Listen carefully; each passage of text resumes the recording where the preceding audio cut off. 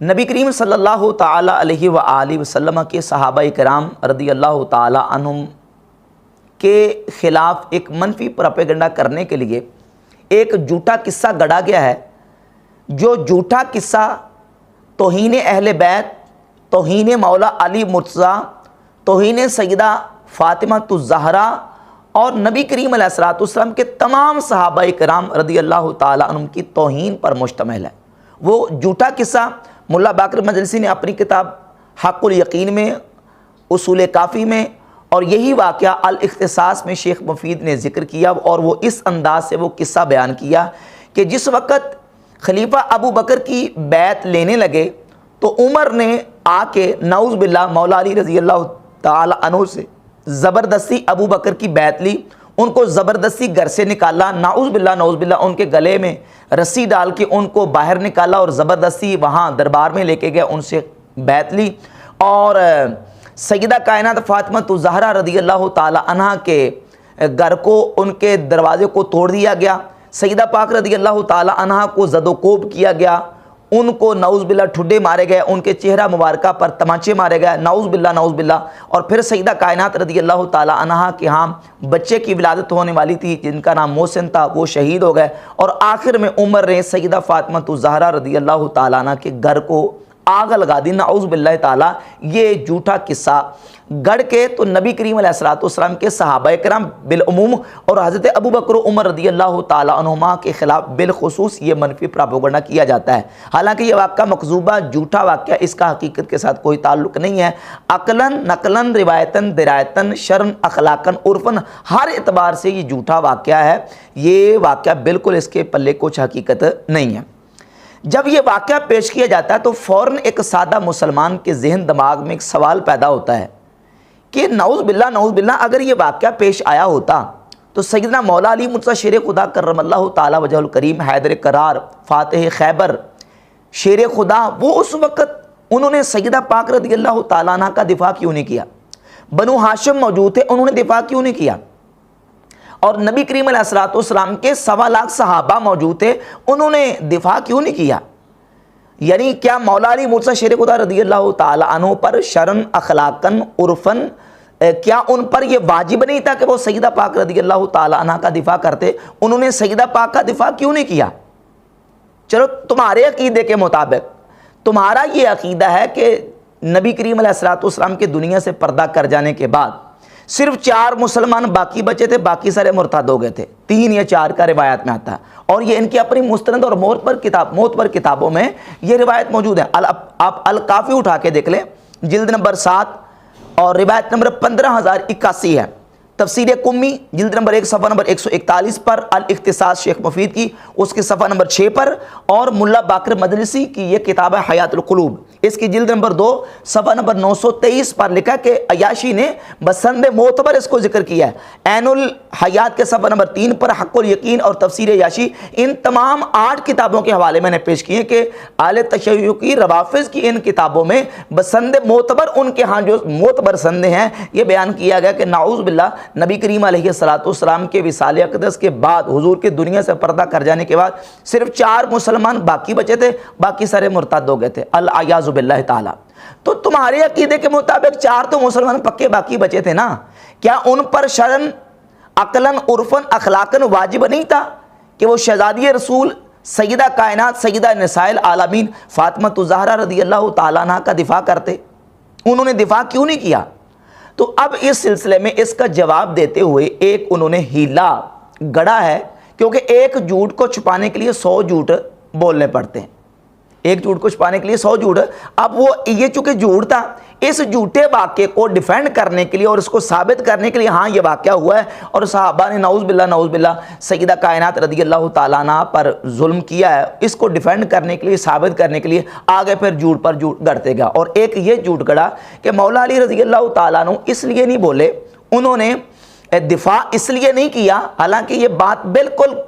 ذہن شریعت قرآن حدیث ماننے کے لیے بالکل تیار نہیں ہے کہ کوئی مسلمان اس طرح کا کوئی صبر کا کسی کو حکم دیا جا سکتا ہے۔ کہتے ہیں یہ نبی علیہ الصلوۃ والسلام نے ان سے معاہدہ لیا تھا صبر کا، اور ان سے معاہدہ لیا تھا نبی علیہ الصلوۃ والسلام نے کہ غصہ نہیں کرنا، تلوار نہیں اٹھانی، چاہے میری سنت کو معطل کر دیا جائے، چاہے بیت اللہ کی حرمت کو پامال کر دیا جائے، تمہاری حرمت کی ہتک کی جائے، چاہے قرآن کے ٹکڑے ٹکڑے کر دیے جائیں، علی تم نے غصہ نہیں کرنا اور تلوار نہیں اٹھانی۔ تو چونکہ نبی علیہ الصلوۃ والسلام نے ان سے ایک عہد لیا تھا، اس لیے انہوں نے تلوار نہیں اٹھائی اور انہوں نے غصہ نہیں کیا اور سیدہ رضی اللہ تعالیٰ عنہ کا دفاع نہیں کیا۔ یہ ایک جھوٹا قصہ گڑھ کے تو انہوں نے اس کا جواب دینے کی کوشش کی ہے۔ حالانکہ اگر آپ، جو بندہ بھی تاریخی حقائق کو جاننے والا ہے، ہلکی سی بھی تاریخ کے ساتھ اپنی تعلق رکھتا ہے، تو وہ سمجھتا ہے کہ مولا علی رضی اللہ تعالیٰ عنہ نے باقاعدہ جنگوں میں حصہ لیا ہے، جنگ جمل، جنگ صفین، جنگ نہروان، یہ کیا اس میں مولا علی رضی اللہ تعالیٰ عنہ نے تلوار نہیں اٹھائی؟ یقیناً تلوار اٹھائی۔ امام حسن مجتبی رضی اللہ تعالیٰ عنہ نے تلوار اٹھائی۔ میدان کربلا میں امام علی مقام سید الشہداء امام حسین رضی اللہ تعالیٰ عنہ نے تلوار اٹھائی ہے۔ تو اب اس واقعے کے اور اس جو من گڑت جو معاہدہ گڑا گیا ہے، اس کے پلے کچھ چیز باقی رہ جاتی ہے۔ اور پھر آپ یہ کتاب ہے التشیع کی رجال کشی، اس کی جلد نمبر 1 ہے، اور جلد نمبر 1 کے صفحہ نمبر 288 پر یہ موجود ہے۔ مولا علی مرتضیٰ شیر خدا رضی اللہ تعالیٰ عنہ فرماتے ہیں، لما رأیت امرا منکرا اوقدت ناری ودعوت قمبرا، انی اذن ابصرت شیء منکرا اوقدت ناری ودعوت قمبرا۔ فرماتے ہیں جب میں خلاف شریعت کوئی چیز دیکھتا ہوں تو میں اس خلاف شریعت چیز کو دیکھ کر آگ کو جلاتا ہوں، آگ جلانے کے بعد میں قمبر کو بلاتا ہوں، یعنی میں اس کا انتقام لیتا ہوں، میں اس کا جو ہے نا وہ اس منکر کو، اس خلاف شریعت چیز کو مٹاتا ہوں اور اس کو ختم کرتا ہوں۔ مولا علی رضی اللہ تعالیٰ عنہ کی ذات اقدس تو یہ فرما رہے ہیں کہ میں خلاف شریعت چیز کو برداشت نہیں کرتا۔ جب وہ کسی بھی خلاف شریعت چیز کو برداشت نہیں کرتے تو وہ یہ چیز کس طرح برداشت کر سکتے ہیں کہ شہزادی رسول سیدہ نساء العالمین، جو کہ مولا علی کی بیوی بھی ہیں، رسول اللہ صلی اللہ علیہ وآلہ وسلم کی لخت جگر بھی ہیں، اور تمام مومنین کے ہاں ان کی ایک عزت اور مقام بہت بلند و بالا ہے، صحابہ اکرام کی نگاہ میں، بنو ہاشم کی نگاہ میں، ہر مومن مسلمان کے دل میں ان کی قدر اور ان کی عزت اور محبت موجود ہے۔ وہ مولا علی رضی اللہ تعالیٰ عنہ سیدہ پاک کا دفاع کیوں نہ کرتے؟ تو یہ قصہ بالکل واقعہ گڑا گیا۔ اس کے علاوہ جب ہم اہل تشیع کی معتبر اور مستند کتابیں دیکھتے ہیں تو ان کتابوں سے بھی اس معاہدے کے جھوٹا ہونے کا بالکل ثبوت ملتا ہے، اگرچہ ہمارے ہاں تو یہ ساری مکذوبہ اور جھوٹی اور جعلی روایات ہیں جو گڑھ کے جو مولا علی کی توہین پر بھی مشتمل ہے، اہل بیت اطہار کی بھی توہین پر مشتمل ہے، اور اس کے علاوہ نبی کریم علیہ الصلوۃ والسلام کے صحابہ اکرام رضی اللہ تعالیٰ عنہ کی توہین بھی کرتی ہیں، لیکن ان کی کتابوں میں وہ روایت موجود ہے۔ یہ حق الیقین ہے ملا باقر مجلسی کی۔ اس حق الیقین کے مختلف متعدد صفحات پر ملا باقر مجلسی نے ان واقعات کو ذکر کیا ہے۔ صفحہ نمبر 266 سے میں ایک حوالہ پڑھتا ہوں، یہاں تک لکھا ہے صفحہ نمبر 266 پر حق الیقین کے کہ پس حضرت امیر علیہ السلام بےتاب شد و برجست و گریبان ملعون را گرفت و بر زمین زد و بینیش را شکست۔ نعوذ باللہ اس میں لکھا کہ حضرت علی نے عمر کو، جن کو نعوذ باللہ ملعون یہاں لکھا علیہ باللہ تعالیٰ، ان کو پکڑا اور زمین پر دے مارا اور ان کی ناک توڑ دی، و گردنش را پیچید اور و خاص اورا بکشد، یعنی ان کی گردن کو مروڑ دیا اور چاہتے تھے کہ ان کو قتل کر دیں، لیکن پھر یہ ہے کہ ان کو قتل نہیں کیا، پھر آگے وہ قصہ بیان کر دیا۔ اور اس کے صفحہ نمبر 267 پہ ملا باقر مجلسی نے لکھا کہ بروایت ابن عباس خالد شمشیر خود را حوالہ حاضر کر کہ خالد بن ولید حضرت علی کو نعوذ باللہ قتل کرنے کے لیے ہے، تو حضرت علی نے پکڑا اور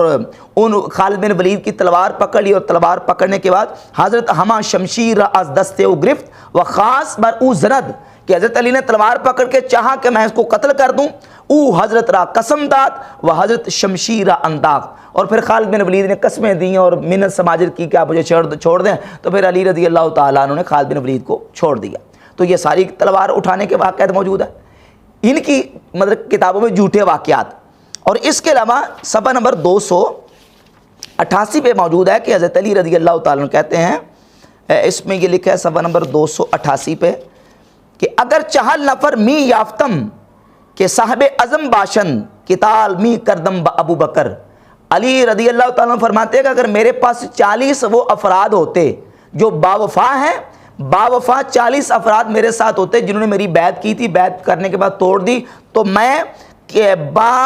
قتال می کردم با ابو بکر، میں ابو بکر کے ساتھ قتال کرتا۔ یہ کیا ہے؟ اس میں تو کسی معاہدے کا ذکر نہیں ہے، اس میں تو کسی ایسی کوئی صورت کا ذکر ہی نہیں ہے کہ جس میں کوئی مولا علی رضی اللہ تعالیٰ عنہ نے حوالہ دیا ہو کہ نبی کریم علیہ الصلوۃ والسلام نے مجھ سے عہد لیا تھا۔ تو یہ عہد کا قصہ بالکل جھوٹا اور باطل ہے۔ اس کے علاوہ اہل تشیع کی معتبر اور مستند کتابوں میں یہ واقعات موجود ہے۔ مثال کے طور پر بحار الانوار جلد نمبر 30 صفحہ نمبر 364 اور صفحہ نمبر 365 پر یہ واقعہ موجود ہے کہ جس وقت حضرت عباس عم رسول حضرت عباس ابن عبد المطلب نبی کریم علیہ الصلوۃ والسلام کے چچا کا جب ان کے مکان کا پرنالہ اکھیڑا گیا، مزاب اکھیڑا گیا، تو حضرت مولا علی رضی اللہ تعالیٰ عنہ نکلے باہر اور تلوار لے کے نکلے اور کہا بحق کے صاحب ھذا القبر والمنبر، ان صاحب قبر اور صاحب منبر یعنی نبی کریم علیہ الصلوۃ والسلام کی قسم، لئن قلعہ قالع لأضربن عنقہ، اگر کسی نے حضرت عباس کے مکان کا پرنالہ اکھیڑنے کی کوشش کی، اس اکھیڑنے والے کو بھی، وعنق الآمر لہ بذالک، اور جو اس کام کرنے کا حکم دے گا میں ہر اس بندے کی گردن اڑا دوں گا جس نے ایسی حرکت کی۔ تو یہ واقعہ بھی بتاتا ہے کہ ایک معاہدے کی کوئی بات ایسی نہیں ہوئی، یہ معاہدہ صرف اور صرف اس جھوٹے واقعے کو ڈیفینڈ کرنے کے لیے گڑھا ہے جس کا حقیقت کے ساتھ کوئی تعلق نہیں ہے۔ اس کے علاوہ یہ کتاب موجود ہے علل الشرائع، اس کے صفحہ نمبر 192 پہ، اور الاحتجاج تبرسی، علامہ تبرسی نے اپنی کتاب الاحتجاج جلد نمبر 1 صفحہ نمبر 242 پر اس واقعے کو بیان کیا ہے کہ حضرت علی رضی اللہ تعالیٰ عنہ نے حضرت خالد بن ولید کو پکڑا اور پکڑ کے زمین پہ دے مارا، اور یہاں تک ہے کہ فجتم الناس فقال عمر یقتلہ رب الکعبہ، حتیٰ کہ ان کو مار دینے لگے تھے خالد بن ولید کو۔ پھر حضرت عمر آئے اور آ کے کہا کہ اللہ کی قسم، رب کعبہ کی قسم، علی تو خالد کو قتل کر دیں گے، اور آ کے منتیں سماعتیں کر کے حضرت خالد بن ولید کو عمر نے آ کے چھڑا لیا۔ تو یہ جھوٹے واقعات بھی ان کی کتابوں میں موجود ہیں جو اس بات کا پتہ دیتے ہیں کہ یہ جو معاہدے کا اور عہد کا واقعہ اور قصہ ہے یہ گڑھا گیا ہے۔ تو اب ہمارا جو سوال ہے بالکل اسی جگہ پہ باقی ہے کہ مولا علی رضی اللہ تعالیٰ عنہ پر شرعاً، اخلاقاً، عرفاً، ہر اعتبار سے ان پر واجب تھا کہ وہ سیدہ کائنات رضی اللہ تعالیٰ عنہ کا دفاع کرتے۔ اگر وہ جنگ جمل میں تلوار اٹھا سکتے ہیں، مولا علی رضی اللہ تعالیٰ عنہ جنگ صفین میں، جنگ نہروان میں، اور یہ جو واقعات آپ کی کتابوں میں موجود ہیں ان واقعات میں بھی تلوار اٹھانے کا اور زد و کوب کرنے کا ذکر موجود ہے۔ تو سارے واقعات میں یہ سارا کچھ ہو سکتا ہے، تو سیدہ کائنات رضی اللہ تعالیٰ عنہ کا دفاع کیوں نہیں کیا، یہ سوال پیدا ہوتا ہے۔ تو معلوم ہوا کہ یہ واقعی بالکل قصہ گڑھا گیا ہے، یہ واقعہ ہوا ہی نہیں، سرے سے ہوا ہوتا تو یہ سارا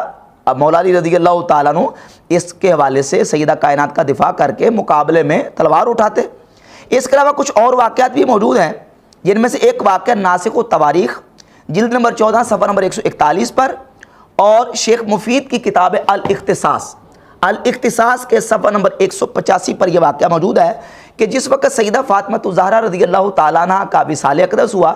تو مولا علی رضی اللہ تعالیٰ عنہ نے رات کے اندھیرے میں سیدہ کائنات کو دفنا دیا اور جنازہ پڑھ دیا۔ تو صبح جس وقت صحابہ آئے، ابو بکر عمر آئے، تو کہا کہ ہمیں جنازہ کیوں نہیں پڑھوایا گیا؟ تو نعوذ باللہ اس میں لکھا ہے کہ انہوں نے کہا کہ ہم قبر اکھیڑ کے تو حضرت سیدہ کا جنازہ پڑھیں گے، نعوذ باللہ تعالیٰ۔ تو حضرت علی تلوار لے کے کھڑے ہو گئے اور کہا کہ اما قبر فاطمہ تھا فوالذی نفس علی بیدہ لئن رمت واصحابک بشیء من ذلک لاسقینا الارض من دمائکم، اس ذات کی قسم جس کے دست قدرت میں میری جان ہے، علی کی جان ہے، اگر تم نے عمر، تم نے اور تیرے ساتھیوں نے یہ کام کیا، لاسقینا الارض من دمائکم، تو میں تمہارے خون سے اس زمین کو سیراب کر دوں گا۔ یہ ناسخ التواریخ میں لکھا ہے، یہ الاختصاص میں لکھا ہے، اسی مضمون کے ساتھ یہ واقعہ موجود ہے کہ سیدنا مولا علی رضی اللہ تعالیٰ عنہ تو تلوار اٹھا رہے تھے اس بات پر، تو ایک طرف سیدہ کائنات رضی اللہ تعالیٰ عنہ کے دروازے کو توڑ دیا گیا، آپ کے گھر کو جلا دیا گیا، اور نعوذ باللہ آپ کو جناب وہ اس قدر زخمی کیا گیا کہ آپ کی شہادت اس زخم سے ہوئی، تو مولا علی رضی اللہ تعالیٰ عنہ نے تلوار ہی نہیں اٹھائی، کوئی دفاع ہی نہیں کیا، اور اس کے مقابلے میں قصہ یہ گڑھ لیا گیا کہ اس لیے کہ ان سے معاہدہ تھا، عہد لیا گیا کہ تم نے غصہ نہیں کرنا، تم نے صبر کرنا ہے۔ یہ آپس میں اس قدر تضاد بیانی ان کے بیان کردہ واقعات اور قصوں اور جھوٹے واقعات میں کہ جو ایک سلیم الفطرت انسان جس کو ماننے کے لیے ہرگز تیار نہیں ہے۔ اس کے علاوہ اور بھی واقعات موجود ہیں کہ خالد بن ولید کے گلے میں حضرت علی رضی اللہ تعالیٰ عنہ نے ایک گرز تھا لوہے کا، وہ لپیٹ کے ڈال دیا، ان کے گلے میں چکی کا پارٹ ڈال دیا، لیکن یہ ہے کہ یہ حضرت علی نے پھر خالد بن ولید کو مارا۔ یہ سارے واقعات جھوٹے جو ہیں انہوں نے اپنی کتابوں میں لکھے ہوئے ہیں، جو اس معاہدے کا تو کم از کم رد کرتے ہیں۔ ایک حوالہ میں پیش کر دیتا ہوں خطبہ نہج البلاغہ سے، یہ نہج البلاغہ ہے، صفحہ نمبر 88، خطبہ نمبر 3، جس کو خطبہ شکشکیہ کہا جاتا ہے۔ اس میں یہ بات موجود ہے کہ اس میں صفحہ نمبر 88 پر ہے کہ حضرت علی رضی اللہ تعالیٰ عنہ اپنے ابو بکر و عمر کے خلاف قتال یا جہاد نہ کرنے کی وجہ بیان کرتے ہیں۔ وجہ یہ نہیں کہ میرا معاہدہ تھا، وجہ یہ بیان کرتے ہیں کہ یعنی مولا علی کہتے ہیں کہ میرے پاس دو رستے ہیں، یا تو ان کے ساتھ قتال کروں، لڑائی کروں، یا یہ ہے کہ میں صبر کروں۔ تو میں لڑنا چاہتا ہوں لیکن میرے پاس وہ اوان و انصار موجود نہیں، دوسری کتابوں میں یہ والا موجود ہے، جس طرح میں نے حق و یقین کا والا پیش کیا ہے، لیکن یہ کہتے ہیں میں قرین قیاس یہی سمجھتا ہوں کہ میں صبر کا مظاہرہ کروں۔ تو یہ بالکل واقعات اس بات کا رد کرتے ہیں کہ حضرت علی رضی اللہ تعالیٰ عنہ سے نبی کریم علیہ السلام نے یہ عہد لیا تھا کہ کعبہ کی حرمت کو پامال کر دیا جائے، میری سنت کو معطل کر دیا جائے، اور قرآن کے نعوذ باللہ ٹکڑے ٹکڑے کر دیے جائیں، اور تمہاری عزت کی ہتک کی جائے، تم نے صبر کرنا، غصہ نہیں کرنا، تلوار نہیں اٹھانی۔ یہ بالکل واقعہ جھوٹا گڑھا گیا ہے تاکہ اس قصے کو ڈیفینڈ کیا جا سکے۔ اب اس سلسلے میں آگے ہم چلتے ہیں۔ شیعہ عالم نقوی صاحب نے اس واقعے کو ثابت کرنے کے لیے بذام خواہش 40 کتابوں کے حوالے پیش کیے ہیں کہ اہل سنت، برادران اہل سنت کی 40 کتابوں میں یہ واقعہ موجود ہے۔ ہم اپنی کتابوں سے کہتے ہیں کہ ثابت نہیں کرتے، بلکہ ان کی کتابوں میں یہ واقعہ 40 کتابوں میں موجود ہے، اور وہ 40 کتابیں جو انہوں نے بھرتی کی ہیں اور ان 40 کتابوں کا جو حوالہ پیش کیا ہے، اس میں سے بہت ساری تو کتابیں وہ ہیں کہ جن کا نام تو انہوں نے بھرتی کر دیا، نام تو لے دیا ہے، لیکن ان کتابوں میں اس واقعے کا دور دور تک کوئی تعلق نہیں۔ صحیح بخاری میں، مستہ احمد بن حنبل میں، دیگر اس طرح کی حدیث کی کتابیں، اس میں بالکل سرے سے یہ واقعہ موجود نہیں ہے کہ نعوذ باللہ حضرت عمر نے سیدہ پاک کا گھر جلا دیا اور آگ لگا دی اور سیدہ پاک رضی اللہ تعالیٰ عنہ کے ذات اقدس کو اس طرح زد و کوب کیا۔ یہ بالکل واقعہ موجود نہیں، صرف اس میں فضائل کی احادیث ہے، تو ان احادیث کو کوٹ کرتے کرتے ساتھ ان 40 کتابوں میں حوالوں میں اس کو بھی شمار کر لیا۔ اور بہت ساری ایسی کتابیں ہیں کہ جن کتابوں میں اس جھوٹے قصے، اس جھوٹے واقعے کی تردید کی گئی ہے، یعنی اہل سنت کی کتابیں ہیں، اس میں اس قصے کو من گھڑت اور جعلی قرار دیا گیا ہے اور ان کی تردید کی گئی۔ مثال کے طور پر یہ حافظ ابن حجر عسقلانی کی کتاب ہے لسان المیزان، جلد نمبر اس کی 4 ہے، اور صفحہ نمبر 188 پہ علوان بن داؤد البجلی ایک راوی کا ترجمہ لکھتے ہیں، اور اس کے ترجمے کے تحت اس کی بیان کردہ روایات کو ذکر کرتے ہیں کہ یہ راوی منکر الحدیث ہے، اس کی روایت قابل احتجاج نہیں ہے، مردود ہے، اور ان کی روایت قابل احتجاج نہیں ہے، ہم ان کو ریجیکٹ کرتے ہیں۔ اور وہ جو روایات بیان کرتا ہے علوان بن داؤد البجلی، ان روایات کو ذکر کر کے تردید کی ہے۔ اب جو چیزیں بطور رد علماء اہل سنت نے ذکر کی ہیں، ان کو اپنی تائید میں یہ نقوی صاحب پیش کر رہے ہیں اور کہتے ہیں کہ دیکھیں برادران اہل سنت اس واقعے کو نقل کیا ہے۔ تو برادران اہل سنت نے اس واقعے کو رد کرنے کے لیے، اس کی تردید کرنے کے لیے نقل کیا ہے۔ اسی طرح امام ذہبی کی کتاب ہے میزان الاعتدال، یہ جلد نمبر 5 ہے، اور صفحہ نمبر 135 پر علوان بن داؤد البجلی کا ترجمہ ہے، اور اس ترجمے کے تحت اس کو لکھا ہے کہ یہ منکر الحدیث ہے، اس کی روایت کو علماء نے قبول نہیں کیا اور ریجیکٹ کر دیا، اور پھر اس کی روایات ذکر کی کہ یہ روایات ذکر کرتا ہے جو ہمارے ہاں قابل قبول نہیں ہے۔ تو اب دیکھ لیں کہ یہ لوگ وہ ہیں جن کو آیت اللہ، حجت اللہ اور کتنے بڑے بڑے القاب دے کے جو اہل تشیع ہیں وہ ان کو مطلب کہ مانتے ہیں، اور ان لوگوں کی علمی حیثیت یہ ہے کہ جو واقعات ہمارے علماء نے بطور تردید اور رد کے بیان کیے ہیں، ان کتابوں کو ہمارے حق میں پیش کر رہے ہیں، ہمارے خلاف پیش کر رہے ہیں کہ دیکھیں جی آپ کے خلاف، آپ کے عقیدے کے خلاف یہ بات آپ کی کتابوں میں لکھی ہوئی ہے، حالانکہ انہی علماء نے ان کتابوں کو، چیزوں کو رد کیا ہے۔ اس کے علاوہ شاہ عبدالعزیز صاحب محدث دہلوی رحمۃ اللہ کی کتاب تحفہ اثنا عشریہ کا حوالہ دیا نقوی صاحب نے، انہوں نے بھی اس واقعے کا رد کیا۔ لسان المیزان میں اس کا رد موجود ہے، میزان الاعتدال میں اس کا رد موجود ہے، اور شرح ابن ابی الحدید نہج البلاغہ کی شرح ہے، ہمارے نزدیک یہ ابن ابی الحدید کی جو شرح ہے وہ اہل تشیع کی کتاب ہے، شرح ابن ابی الحدید نہج البلاغہ کی یہ ہے جلد نمبر 16، اور جلد نمبر 16 کے صفحہ نمبر 271 پہ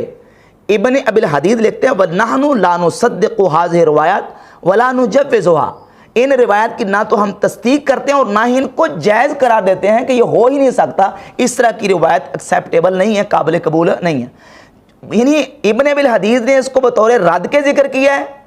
اور نقوی صاحب نے کیا کہ اس کو ہمارے مقابلے میں پیش کریں کہ دیکھیں یہ اہل سنت کی کتاب، حالانکہ یہ اہل سنت کی کتاب بھی نہیں، آگے انشاءاللہ میں ثابت کروں گا، یہ اہل تشیع کی کتاب ہے، اور اس حوالے سے جو موقف ہے انشاءاللہ میں شیعہ علماء کی کتابوں سے پیش کروں گا۔ اور اس کے علاوہ ایک کتاب ہے الملل والنحل، عبد الکریم شہرستانی کی، اس کو بھی پیش کیا کہ دیکھیں اس میں بھی یہ واقعہ لکھا ہے۔ اب اس میں جو واقعہ لکھا ہے وہ کس طریقے سے لکھا ہے؟ الملل والنحل میں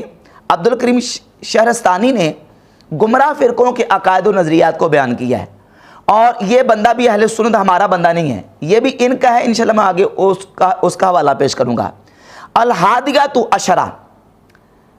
15 نمبر دے کر، 15 نمبر ان کا عقیدہ، ان کا نظریہ میلہ الی الرفض وبقیتہ فی کبار صحابہ، کہ فرقہ نظامیہ یہ معتزلہ کی ایک شاخ ہے، نظام معتزلی کے ماننے والے ان کے جو نظریات اس کو بیان کرتے ہوئے عبد الکریم شہرستانی نے لکھا ہے کہ ان کا میلان رفض کی طرف ہے، اور ان کا عقیدہ نبی کریم علیہ الصلوۃ والسلام کے بڑے بڑے صحابہ کرام رضی اللہ تعالیٰ عنہ پر طعن و تنقید اور سب و شتم کرنا ہے، اور پھر اس واقعے کو ذکر کیا کہ وہ یہ واقعات بیان کر کے صحابہ کرام پہ طعن کرتے ہیں، اور ان کا جو عقیدہ ہے وہ رفض کی طرف اس لیے مائل ہوتا ہے۔ تو اب عبد الکریم شہرستانی نے تو اس واقعے کو رد کیا، ابن ابی الحدیث نے اس واقعے کو رد کیا، علامہ شاہ عبد العزیز صاحب محدث دہلوی نے رد کیا، امام ابن حجر عسقلانی نے رد کیا، امام ذہبی نے رد کیا۔ اب جو تردید والی کتابیں ہیں ان کتابوں کو بھی نقوی صاحب نے ان 40 حوالہ جات میں کوڈ کر کے یہ ثابت کرنے کی کوشش کی کہ میں نے یہ مسئلہ 40 کتابوں سے حل کر دیا۔ کچھ کتابیں تو وہ جس میں واقع ہے ہی نہیں سرے سے، ان کو بھی ذکر کر دیا، کچھ وہ ہیں جن میں تردید ہے، اور پھر کچھ وہ کتابیں ہیں کہ جو اہل سنت کی کتابیں ہرگز نہیں ہیں، بلکہ خود اہل تشیع کی اپنی معتبر اور مستند کتابوں میں لکھا ہوا ہے کہ یہ ہماری کتابیں ہیں، اہل تشیع کی کتابیں ہیں، ان کتابوں کو اہل سنت کے کھاتے میں ڈال کے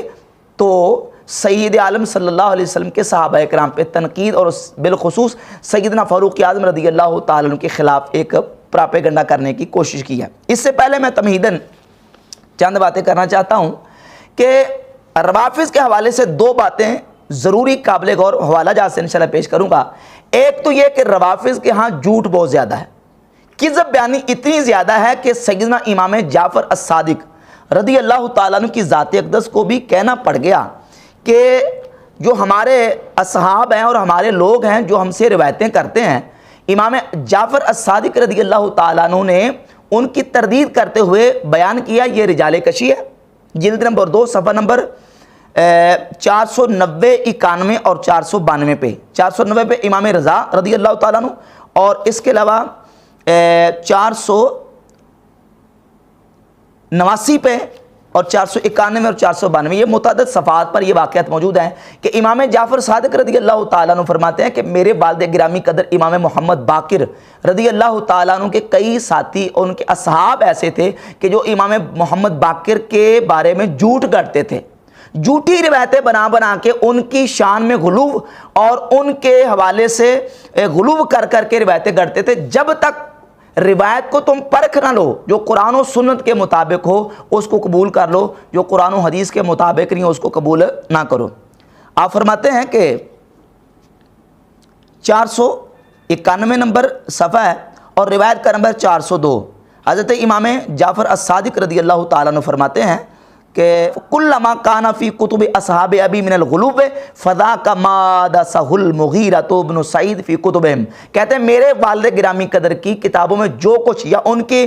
بارے میں جتنی روایات اس طرح کی بیان کی جاتی ہے جس میں غلو موجود ہے اور جس میں کفر اور زندقہ موجود ہے، یہ سارے کا سارا کیا درتا حضرت سیدنا امام محمد باقر رضی اللہ تعالیٰ کے وہ اصحاب جو جھوٹ بول کے ان کی طرف جھوٹی روایتیں منسوب کرتے تھے ان کا کیا درتا ہے۔ لہذا فرماتے ہیں کہ جو روایت ہماری قرآن و سنت کے مطابق آئے اس کو قبول کرو، جو قرآن و سنت کے مطابق نہ اس کو قبول نہ کرو۔ یہ صفحہ نمبر 489 پہ موجود ہے، اور پھر آگے صفحہ نمبر 492 رجال کشی کا جلد نمبر اس کی 2 ہے، اس میں فرماتے ہیں کہ امام حسن کے بارے میں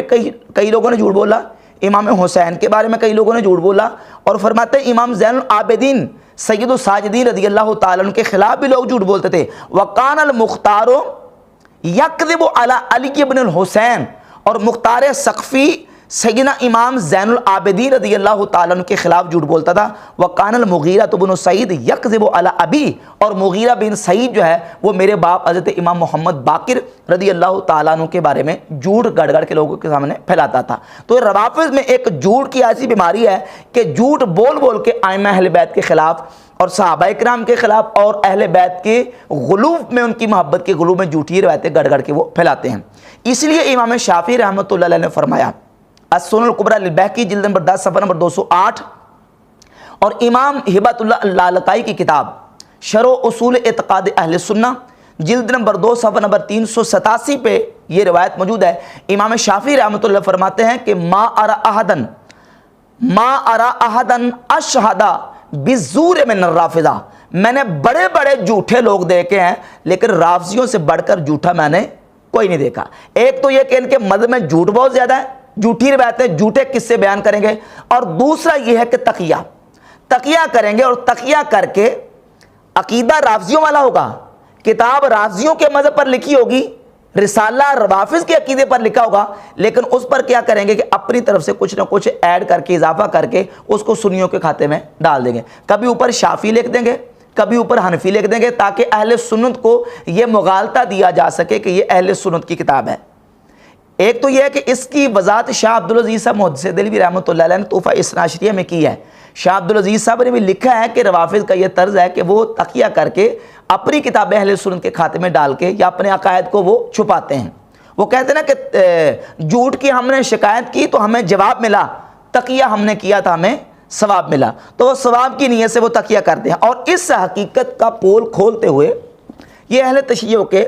بہت بڑے نامور عالم ہیں قاضی نور اللہ شوستری، ان کی کتاب ہے مجالس المومنین، اس کی پہلی جلد کے صفحہ 3 مقدمہ میں لکھتے ہیں وَچون علماء شیعہ ایدہم اللہ بنصرہ بعلت تمادی اصطلاح اصحاب شقاء و شقاق و اصطلاح اہل تغلب و نفاق ہموارہ در زاویہ تقیہ متواری و مختفی بودان. لکھتے ہیں کہ علماء شیعہ اللہ ان کی اپنی مدد سے نصرت کرے، ان کی تائید کرے، جب اہل شقاء اور بدبخت لوگ یعنی اہل سنت جو ہیں انہوں نے تغلب کیا، اہل نفاق نے تغلب کیا، یعنی وہ غالب آگے، وہ حکمران تھے، تو علماء شیعہ اس وقت کیا کرتے تھے؟ مختفی بودان، وہ تقیہ کی چادر اوڑھ کے رکھتے تھے، یعنی تقیہ کر کے رہتے تھے، اپنے آپ کو چھپا کے رکھتے تھے. خود را شافعی یا حنفی می نمودہ اند، اپنے آپ کو حنفی یا شافعی ظاہر کرتے تھے. یہ ملا، یہ قاضی نور اللہ شوستری نے لکھا ہے کہ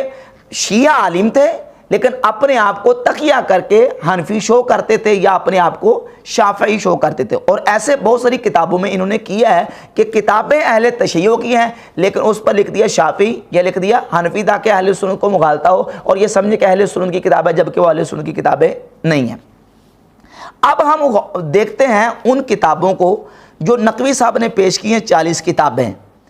تو سب سے پہلے یہ بات سمجھیں، یہ بار بار کہتے ہیں کہ برادران اہل سنت کی کتابوں میں یہ واقعہ موجود ہے، برادران اہل سنت کی کتابوں میں یہ واقعہ موجود ہے. تو یاد رکھیں کہ اگر وہ 2 منٹ کے لیے بفرض غلط اگر مان لیا جائے کہ وہ کتابیں ہماری ہیں تو یاد رکھیں کہ ہماری کتابوں میں آنے والی ہر روایت ہم قبول نہیں کرتے. ہم روایت کو درایت و روایت کے اصول پر پرکھتے ہیں کہ وہ روایت درایت اور روایت کے اصول پر پوری اترتی ہے کہ نہیں. اگر وہ روایت و درایت کے اصول پر پوری نہ اترے تو ہم اس خبر اور اس روایت کو قبول کرنے کے لیے تیار نہیں، ہم اس کو ریجیکٹ کر دیتے ہیں. وہ مقبول نہیں ہے، وہ مردود ہے، ہم اس کو قبول نہیں کرتے. اور اگر یہی بات ہے کہ کتاب میں جو واقعہ آ جائے، جو چیز آ جائے، اس کو قبول کرنا ہی کرنا اس کو ماننا ہی پڑے گا، تو کیا یہ زہر کا پیالہ پینے کے لیے تیار ہیں؟ آپ کی کتابوں میں جو واقعات لکھے ہیں، مثال کے طور پہ الفروع من الکافی، الکافی یہ وہ کتاب ہے جس کے بارے میں آپ کا یہ دعویٰ ہے کہ امام غائب نے اس کتاب کے بارے میں کہا کہ الکافی کافی لشیعتنا، ہماری یہ کتاب کافی ہمارے شیعوں کے لیے کافی. اس کتاب میں لکھا ہے کہ سیدنا مولا علی مرتضیٰ شیر خدا کرم اللہ تعالیٰ وجہ الکریم نے اپنی بیٹی ام کلثوم رضی اللہ تعالیٰ عنہ کا نکاح حضرت عمر کے ساتھ کیا ہے. تو کیا آپ ماننے کے لیے تیار ہیں؟ یہ آپ کی جو کتب اربع ہے اس میں تہذیب الاحکام ہے، تہذیب الاحکام کی جلد نمبر 9 اور روایت کا نمبر 1000 صفحہ نمبر 1339 ہے. اس میں یہ لکھا ہوا کہ حضرت مولا علی رضی اللہ تعالیٰ عنہ نے اپنی بیٹی ام کلثوم کا نکاح حضرت عمر رضی اللہ تعالیٰ کے ساتھ کیا. یہ الاستبصار ہے کتب اربعہ میں سے، الاستبصار جلد نمبر 3 صفحہ نمبر 477 یہ روایت موجود ہے. اس کے علاوہ یہ مناقب آل ابی طالب ابن شہر و شوب کی ہے، اس میں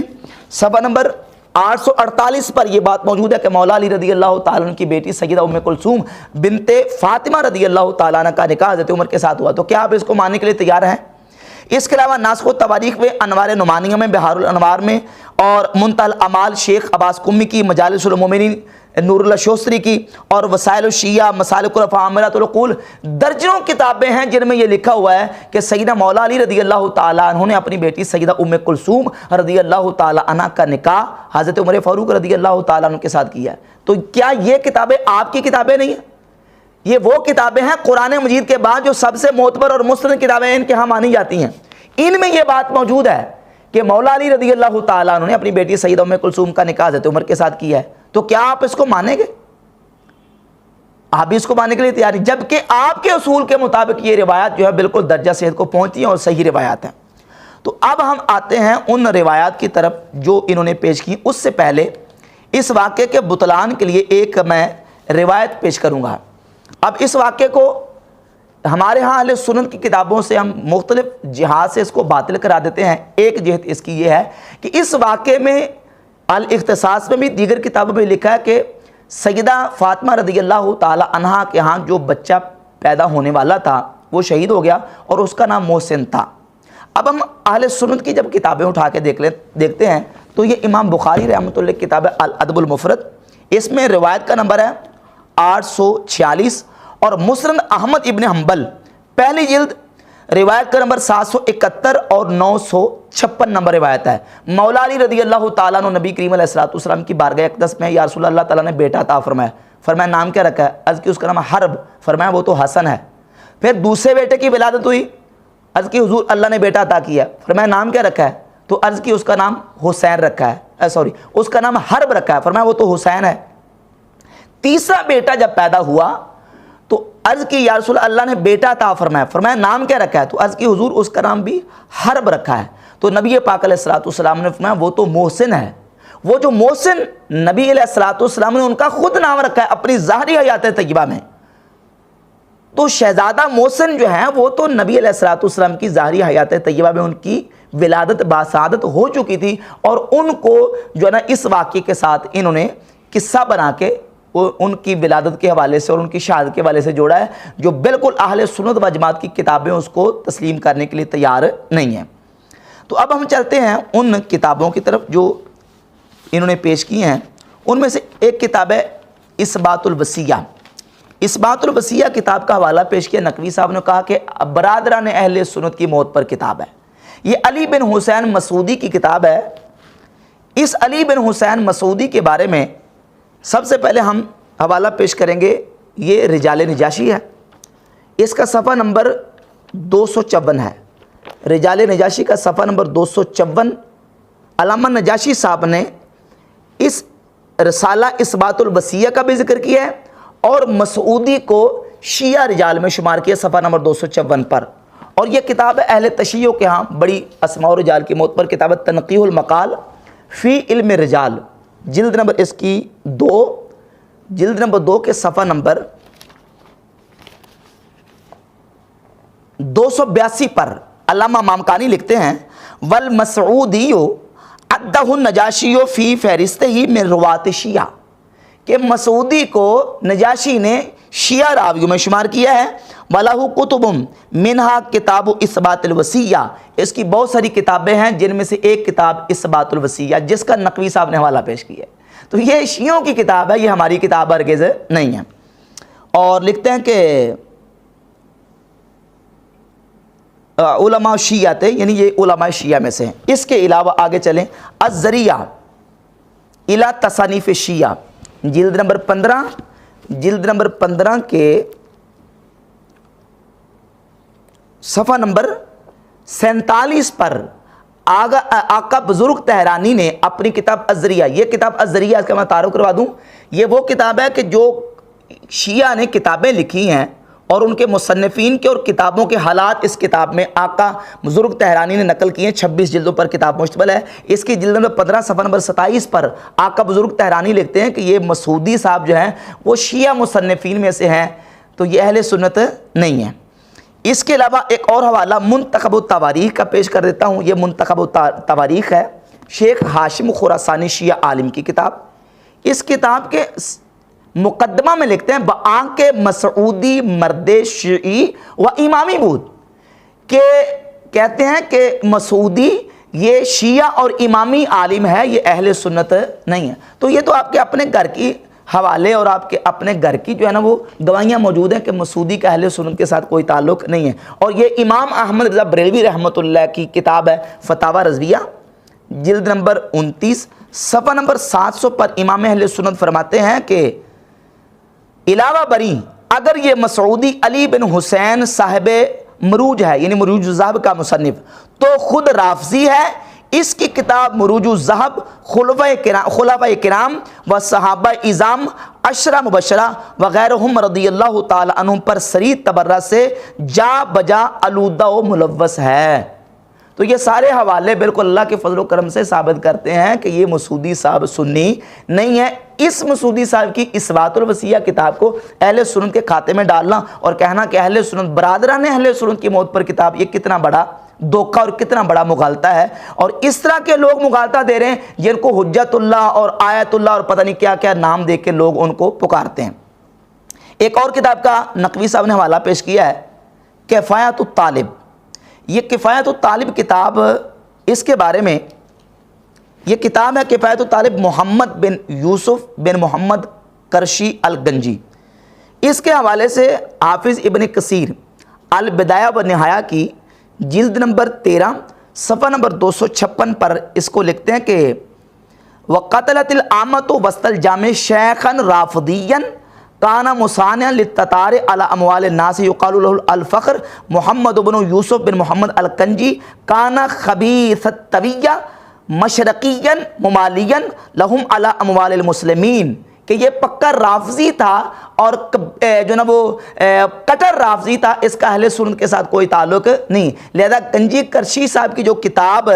کفایت الطالب ہے اس کو اہل سنت کے کھاتے میں ڈالنا یہ بہت بڑی زیادتی، یہ اہل سنت کی ہرگز کتاب نہیں ہے، یہ شیعوں کی اپنی کتاب ہے جو انہوں نے اہل سنت کے کھاتے میں ڈالی ہے۔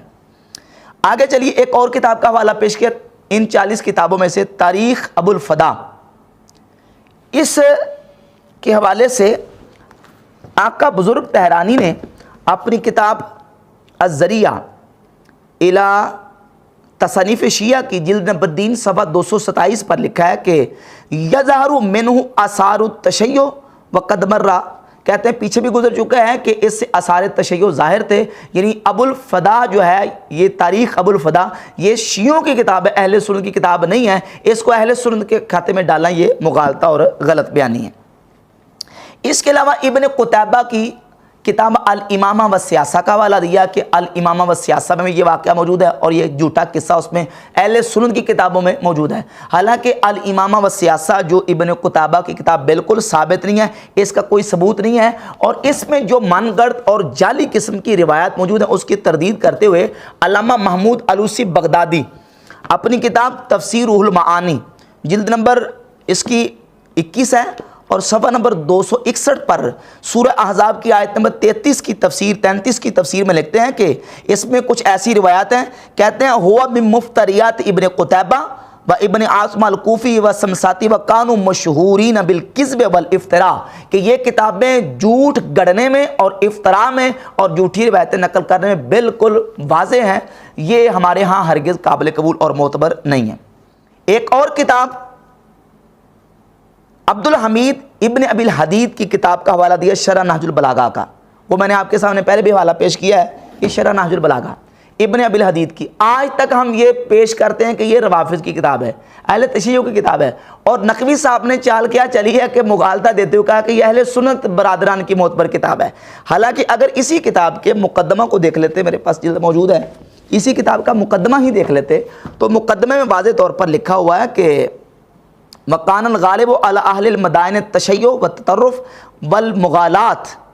فَصَارَ فِي دَرْبِهِمْ، کہ مدائن میں اہل تشیع کا زور تھا اور انہی کا روایت تھا، فسارا فی دربہم، اور یہ جو ابن ابی الحدیث صاحب ہیں یہ بھی ان کے طرز عمل پر چلے، وتقبل مذہبہم، اور ان کے مذہب کو قبول کیا، ونظم القصائد المعروفۃ بالالویات السبع علی طریقہم وفیہا غالی والتشیع، کہتے ہیں اس میں غلو تھا تشیع میں، رفض میں، تو یہ غالی شیعہ تھا، یہ اہل سنت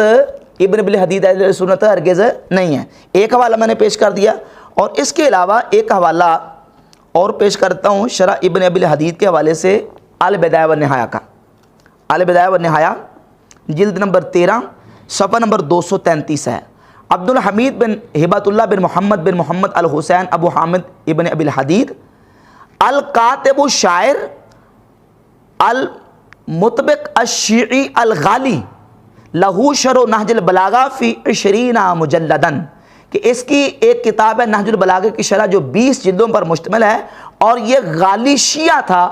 یہ ابن ابی الحدیث سنی نہیں ہے۔ اب دیکھ لیں کتنی بڑی جو نا وہ زیادتی اور کتنا بڑا مغالطہ ہے کہ جو اس نقوی صاحب نے حجت اللہ اور آیت اللہ اپنے مذہب کے مطابق ہونے کے باوجود لوگوں کو دیا ہے، اور کہا کہ برادران اہل سنت کی معتبر کتاب، خود ان کی اپنی گھر کی کتاب ہے اور گڑ گڑ کے اہل سنت کے کھاتے میں ڈالنے کی کوشش کر رہے ہیں۔ ایک اور حوالہ حاجی خلیفہ کی کتاب ہے کشف الظنون عن اسامی الکتب والفنون، کتابوں کے اور فنون کے نام پر ایک کتاب مشتمل ہے یہ کشف الظنون۔ اب اس کشف الظنون کی جلد نمبر 2 ہے اور صفحہ نمبر 1991، اس میں اسی ابن ابی الحدیث کا تذکرہ کرتے ہوئے انہیں لکھا الکاتب الشاعر الشیعی، کہ یہ کاتب تھا، شاعر تھا اور شیعہ تھا، یہ اہل سنت ہرگز نہیں ہے۔ یہ اہل سنت کی کتاب ہے کہ جس میں ہمارے اہل سنت کی کتابوں کی اور علماء کی فہرست ذکر کی گئی، کن کن علماء نے کون کون سی کتابیں لکھی ہیں۔ اور ایک حوالہ ان کے گھر کا الذریعہ الی تصنیف شیعہ جلد نمبر 14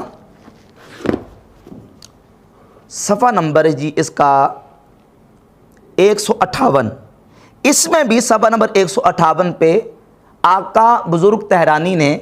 اس کو نہج البلاغہ کی شرح ابن ابی الحدیث کو اپنی کتاب تسلیم کی ہے۔ ایک اور کتاب کا حوالہ پیش کیا